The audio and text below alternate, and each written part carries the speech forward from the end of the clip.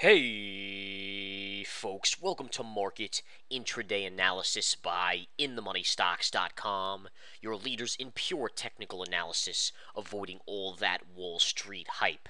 This video for Thursday, October 20th, 2011 is brought to you by RealTick.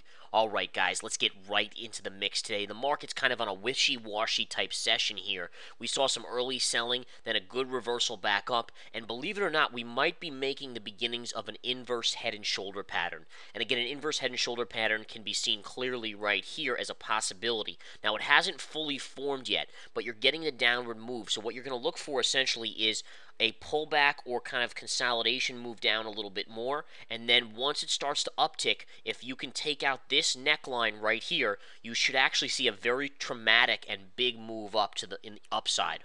Alright, so again, I'm just watching for that as a possibility. And again, notice here's your shoulder, here's your head, and here's the beginnings of a shoulder. If this starts to move up, look for a break of this line. Calculate it out. The upside target based on this inverse head and shoulder pattern could be as high as 123.50 to 124. It literally has that chance to go approximately to 123.50 to 124, which is interesting because if we zoom out, that basically takes us back to the 123.50 level up here and possibly even a little bit higher. Now, this inverse head and shoulder only becomes in play if you take out this white line up here, which is the neckline. You must understand exactly how plays and patterns are supposed to play out and when they trigger. In addition, if you get above it and then close back below it, it's negated. So it's only in play on the close above. It's in play as long as it stays above and continues up. It's continually in play. If it at some point comes back below and closes, then it's negated. All right, and that's, again, an inverse head and shoulder pattern. And, again, an inverse head and shoulder would dictate that at some point we move up. There's your other shoulder, and obviously the break of the neckline triggers it right there. So that's something I'll be watching this afternoon into the end of the day. We'll see what happens. Again, the market started out kind of quiet. We got a nice little sell-off. We actually fell all the way into a master trend line. I want to show you this trend line, guys.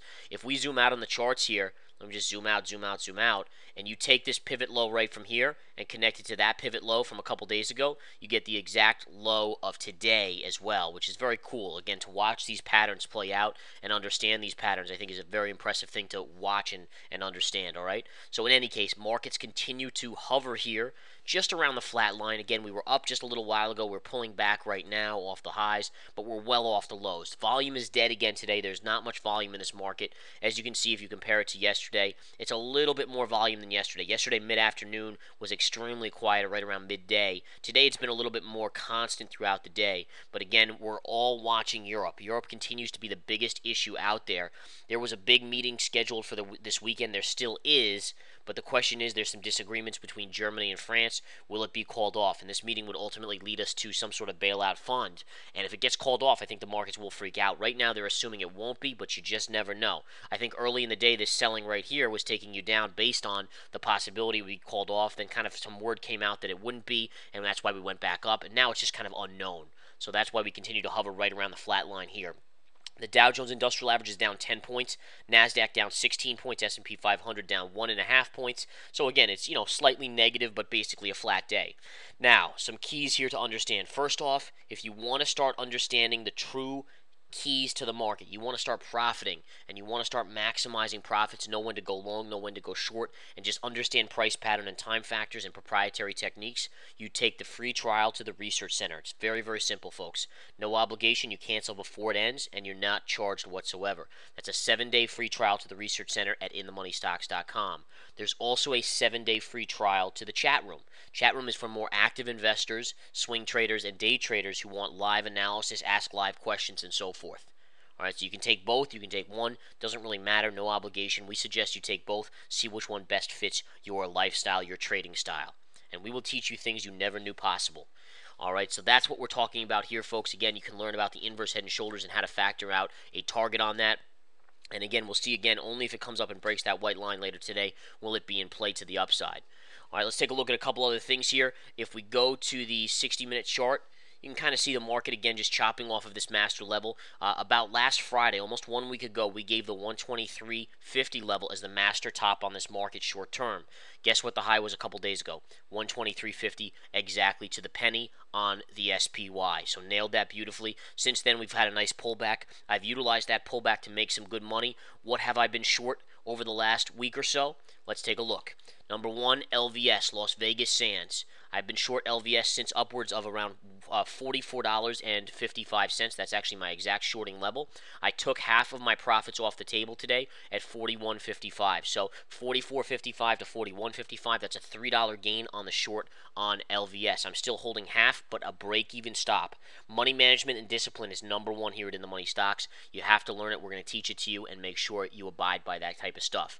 In any case, my second target on LVS is very simple. Gap fill right down here.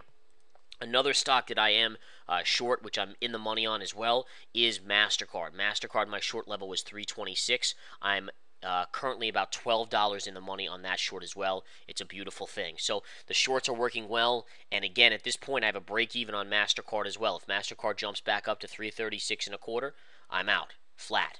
And again, to know that and continue to maneuver and understand how to trade properly, swing trade, day trade. These happens to be swing trades, but you have to use your discipline and understand break-even stops. You have to know how to maneuver to profit and maximize those profits and keep those losses small. If you can do that, you can make unlimited amounts of money in the market, folks. There's no shortage of trades out there. It's just a matter of finding them. But once you find them, you must know how to trade them properly. And that's the beauty of what we do here at In the Money Stocks. Neither up markets nor down markets mean we're not trading or not making money. We can make it in any type of market. You get a big flush, we're going to make money. You get a big pop, we're going to make money. The charts will tell us which direction to be. We find the charts according to those charts on the S&P, and we just bang them out. You can even play the S&P up and down as well. All right, let's go over a couple other charts here. JP Morgan today trading slightly higher. So JP Morgan and the financials have been stronger over the last few days. Even though JP Morgan sold off yesterday on that late day sell-off, if you go back on the charts, if we flip over to the daily chart, you can see it's generally been trending up. A little bit of consolidation between the 50 and the 20. If this ever closes above the 50, it probably signals another move up in the market. So just be aware of that. The chart could be setting up for another move up. We'll watch that very closely. Goldman Sachs, same thing. Stuck between the 20 and the 50, but bullish consolidation beginning. As long as it does not close below the 20, you factor in at some point another move up on Goldman Sachs. Bank of America, chances are it's the same thing. It is just the same thing, stuck between those two moving averages. And financials have finally turned a short-term corner, it seems like, in terms of being so negative. I mean, if you go back to the beginning of the year, it's just been an ugly chart on BAC. From over 15 bucks, now it bottomed out around 5 bucks. Now it's back to about 6, but it does look like it's starting to turn the corner here, at least in the short run. And again, if there's trades on it, we'll give them out in the Research Center. You take the 7-day free trial. You'll get any trades I take, I put out live. Setups we put out live. Charts and key educational tidbits on our methodology we'll put out there as well. And that includes, obviously, the Research Center includes the nightly video, No Hype live broadcasts, which are live broadcasts where you see our chart, ask us questions. Those are a couple times a week. I mean, it's just an amazing little array of financial advantage type things that will make you a better investor, better trader, and be on the right side of the market. Learn the methodology here and profit for life. That simple. All right, let's go back to the SPY. Just touch base here again. That's the daily chart. We'll go to the intraday as well. And the intraday, again, continues to have that set up as a possible inverse head and shoulder pattern. Again, it's a possible. I say possible because you haven't turned back up yet. And again, once it breaks this upper line right here, that's when it's in play. And you actually, at that point, could get a move up over the next, so long, maybe into tomorrow or the next day, all the way back to about 123.50 to 124. So we'll watch that pattern. And again, the pattern would fail if you get below, on a closing basis, below the 20 moving average here, in my opinion, or if you get above and then come back below. All right, guys, have a great afternoon, great evening. Come join us here at InTheMoneyStocks.com. Take your 7-day free trial today and join the elite.